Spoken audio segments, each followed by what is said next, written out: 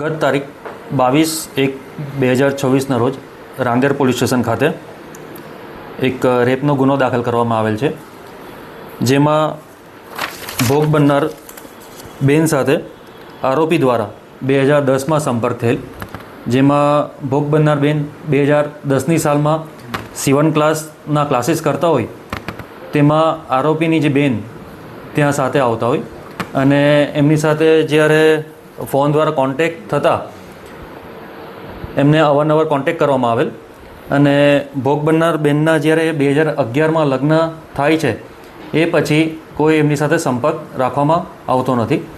પણ 2013ની સાલમાં જ્યારે ભોગ બનનાર બેન મોલમાં જ્યારે જાય છે ત્યારે આરોપી એમની સાથે મુલાકાત કરે છે અને ફરી એમની બંને વચ્ચે વાતચીત ચાલુ થાય છે. 2014ની સાલમાં આરોપી દ્વારા વારંવાર એનો કોન્ટેક્ટ કરવામાં આવે છે અને રાંદેર પોલીસ સ્ટેશનની હદમાં આવેલ એક હોટલમાં એમને લલચાઈ ફોસલાવી બોલાવવામાં આવે છે અને એની મરજી વિરુદ્ધ શરીર સંબંધ બાંધવામાં આવે છે. એ પછી આરોપીની જે બેન છે ઈશરત, ભોગ બનનારને એવું જણાવે છે કે મારા એક ફ્લેટ વેચવાનો છે. તો ભોગ બનનાર બેન જણાવે છે કે મારા પતિએ બી ફ્લેટમાં ઇન્વેસ્ટમેન્ટ કરવાનું હોય, જેથી એમનો જે ફ્લેટ આવેલ છે તે 18 લાખ રૂપિયામાં એ બંને વચ્ચે ડીલ થાય છે.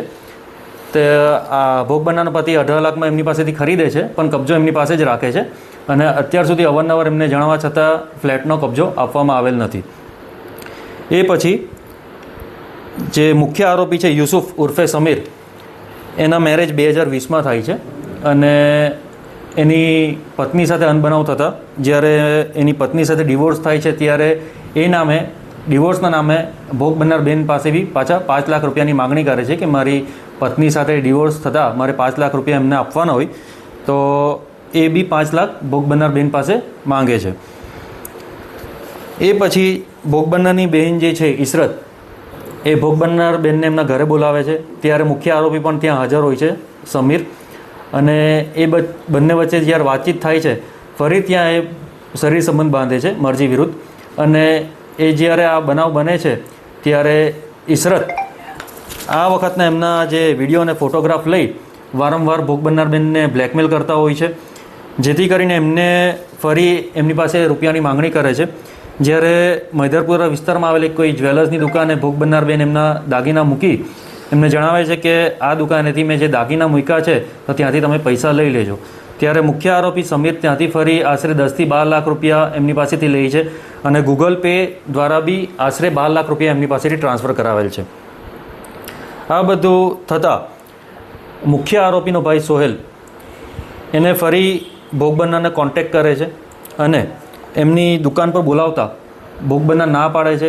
જ્યારે ફરી પછી કોઈક અન્ય જગ્યાએ બોલાવી ભોગ બનનાર બેનને એની પોતાની ગાડીમાં ડુમ્મસ ખાતે એક હોટલમાં પાછળ લઈ જાય છે અને એની મરજી વિરુદ્ધ એની સાથે સંબંધ બાંધે છે. જે અનુસંધાને રાંદેર પોલીસ સ્ટેશન દ્વારા ફરિયાદ દાખલ કરવામાં આવેલ છે અને આરોપીને પકડવાની અત્યારે ચાલુ છે, કાયદેસરની કાર્યવાહી ચાલુ છે. આરોપીઓ કઈ જગ્યાએ રહેવાના છે? એમાં જે મુખ્ય આરોપી છે સમીર અને સોહેલ, એ નવસારી બજાર પાસે રહી છે અને એમના જે બેન છે ઈશરત બેન, એ રાંદેરની હદમાં રહી છે હાલમાં.